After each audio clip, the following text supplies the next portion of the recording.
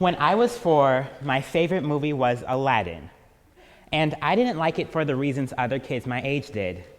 In fact, I thought the movie itself was boring, and watching it on VCR was a lot of work. But it was the love that Aladdin and Jasmine shared that was so alluring. And it wasn't until one day in 9th grade, when I was laying alone in my room, that I realized I had a severe crush on Aladdin. And back when I was 4, I hadn't known the word to describe how I felt. And even at that young age, I had already had an idea about that relationships are supposed to be in between one man and one woman. But back then, to me, that just meant to be with the prince, you have to be a princess. So for a while, I just became Princess Jasmine. I would wear paper towels in my head because I felt like it, scarves around my legs for skirts, keychain necklaces, and to finish off every single look, I would take my shirt neck and I would pull it over my shoulders to mimic the iconic shoulderless top. And I thought I looked as good as a 4-year-old could. I thought I was killing it everywhere I went. Everywhere was my runway. But the problem with this is that not many people understand a little boy running around in pretty skimpy women's clothing. So when I first showed my dad, he said, "Amir, don't dress like that." And I said, "Why?" Because I still thought I looked on point. And then he said, "Because you are a boy." I wanted to tell you that story of me as a 4-year-old because it involves 2 topics that would continue to simultaneously confuse and define me for the next 12 years. Topic number 1 is gender boundaries. My dad felt uncomfortable with me as a boy dressing like a girl. And he, just like pretty much everyone else at the time, had preconceived notions about what people of either gender should look like. Topic number 2 is sexual boundaries. The only reason that I felt the need to dress up as Jasmine was because I hadn't yet realized that I did not need to be a girl to like other boys. You can all safely say that I have never been a heteronormative person. Heteronormativity is a societal belief that all people can be filtered into 2 complementary genders, male and female, with men acting and thinking in masculine ways and women thinking and acting in feminine ways. In this belief, there are only 2 genders, and the only logical sexual partner is that of the opposite sex. Basically, it's the belief that everyone should be living their life like we're in a Southern romantic novel. But you only have to briefly glance around you to notice not many people fit into heteronormative stereotypes. In fact, as far as our gender expression is concerned, some women like to work on cars, hate wearing dresses and makeup, and love playing sports. Some men love wearing dresses and makeup, hate playing sports, and really like doing crafts from Pinterest with extra glitter. Me as a child, and I loved doing crafts from Pinterest with extra glitter.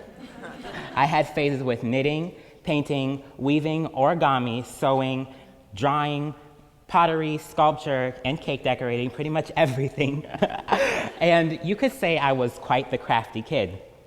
I even did all of the visuals inside of my presentation using my graphic design skills.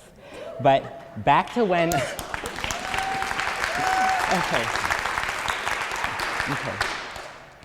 But back to when I was just in elementary school, people didn't understand why a boy like me would like to express himself in feminine activities such as art. So I was given the nickname he, she, or pansy. And now, at that age, I hadn't yet learned what those words meant exactly, so I would just laugh and walk away with the feeling that I shouldn't be doing what I wanted to. But when I think about it today, I get really angry. But not because I was nicknamed as an honorary he, she, but because I couldn't do the art I wanted to without feeling ridiculed.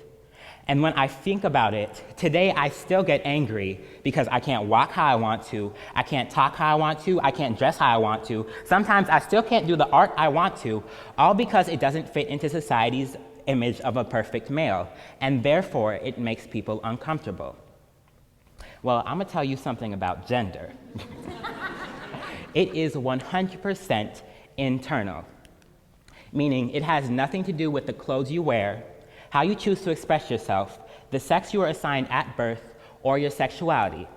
That means that it is defined by you and you alone. So sadly, that means none of us in this room will ever be magical gender wizards who knows everyone's gender on contact.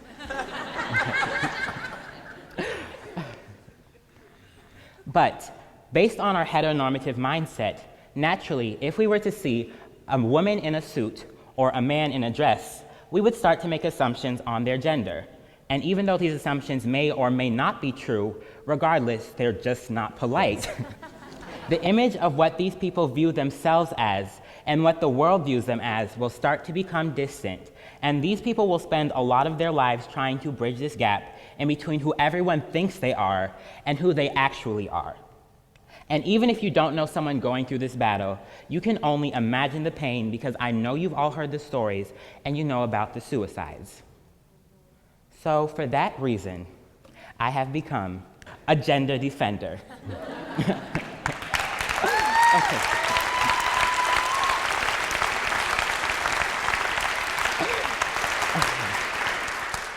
And here's what that means. I have destroyed my boundaries around things like what a girl should look like or what a boy should do for fun.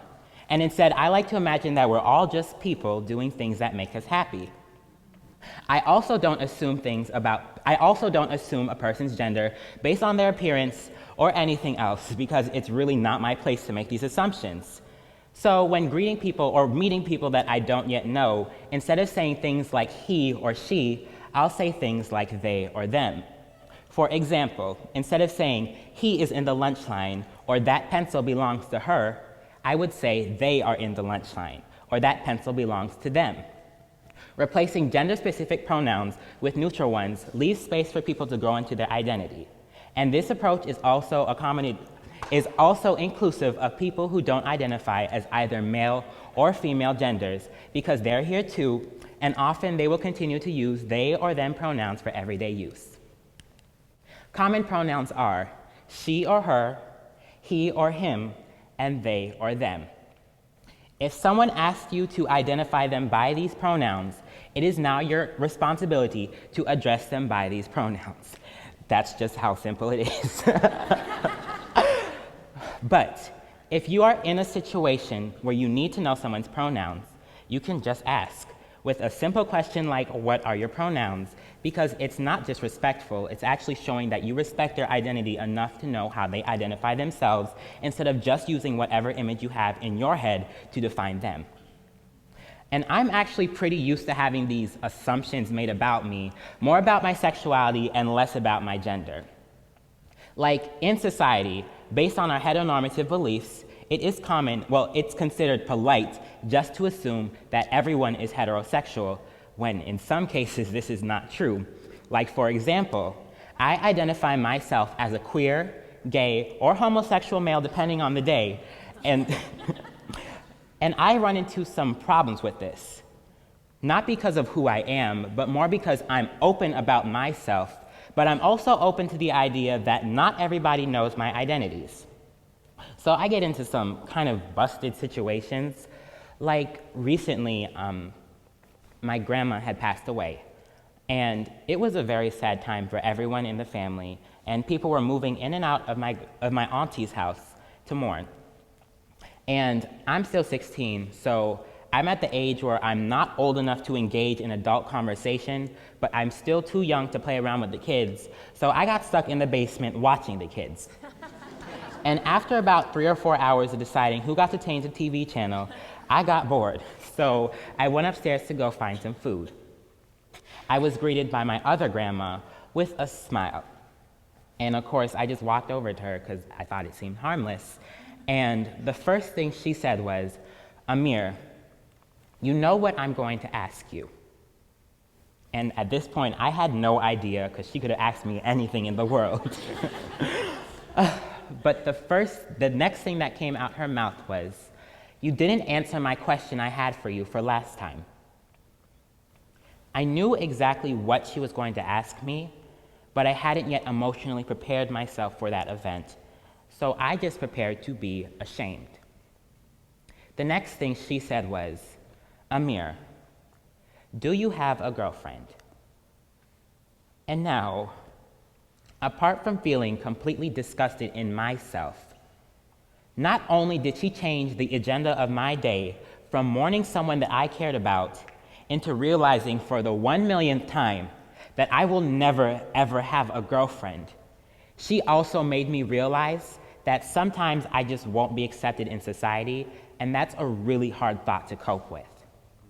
So as a gender defender, I don't make assumptions about people's sexuality, because sexuality, unlike gender, does not have any visual cues, and it in itself is 100% internal, just like gender.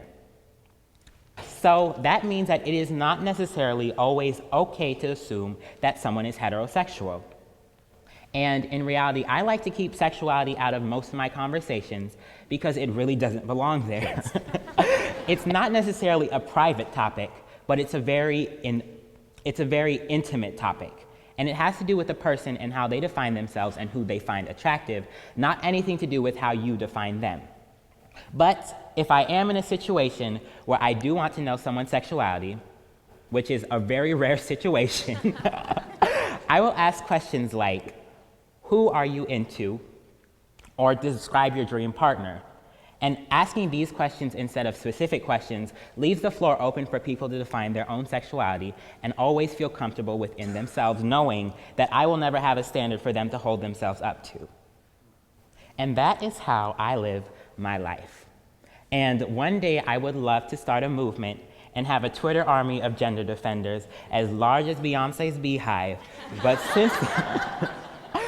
since that day isn't yet here, for now, if you ever see a boy running around in mismatched and/or oversized heels, it is now all of your jobs to stop him, take him to the store, and buy him some new ones. Okay, thank you.